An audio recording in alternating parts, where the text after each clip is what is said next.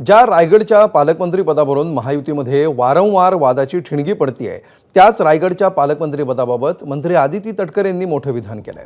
भरत गोगावले रायगडचे पालकमंत्री झाले तरी त्यांना आपल्या शुभेच्छा आहेत असं विधान आदिती तटकरे यांनी केलंय। पालकमंत्री हे केवळ एक पद आहे, पण जिल्ह्यामध्ये 2 मंत्री आहेत, त्यामुळे जिल्ह्याच्या विकासाच्या दृष्टिकोनातून पुढे गेलं पाहिजे असं आदिती तटकरे यांनी म्हटलंय।